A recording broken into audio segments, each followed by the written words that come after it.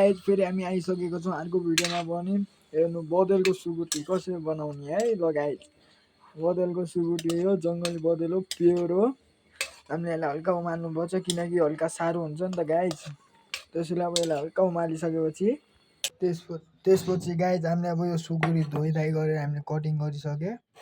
Cutting गरिसकेपछि हामीले यसमा हाल्ने चिज धनियाँ, प्याज, खुर्सानी अनि लसुन अनि गोलभेडा हाल्यो भने दामी हुन्छ नि गाइज। अनि त्यसपछि नभए टमाटर कि त गोलभेडा। हाम्रो कराई पनि रेडी भइसक्यो। हामीले हाल्नेमा तेल यति हाल्यो भने पुगिहाल्छ गाइज। अनि गाइज हल्का जिरा धनियाँ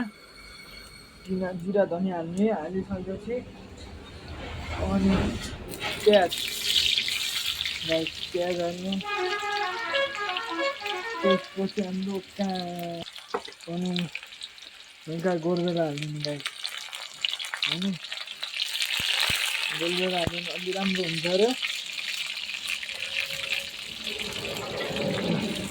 गाइज। गोलभेडा हालिसकेपछि एकछिन चलाउने मजाले फ्याट्ट हुन्छ नि गाइज।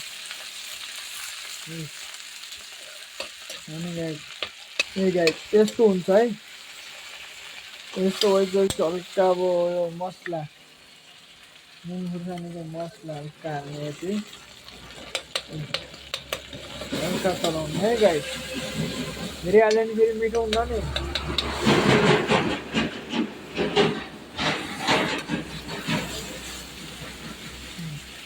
एउटा गाइज यस्तो भइसक्यो भने अब हल्का हामीले के हाल्नु पऱ्यो भने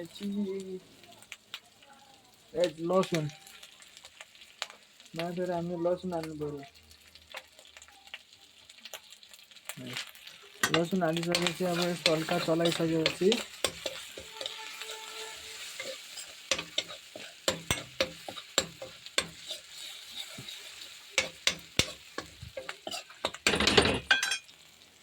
हामीले यसमा हाल्ने हल्का अब सुकुटी। वाह सुकुटी हालेपछि हल्का चलाउने गाइज। अनि हल्का चलाइसकेपछि हल्का पानी हाल्ने गाइज। है गाइज बस थोड़ा सा पानी हालिसकेपछि हामीले मस्त चलाउने। क्या बबाल हो नि। त्यसपछि हामीले हाल्ने गाइज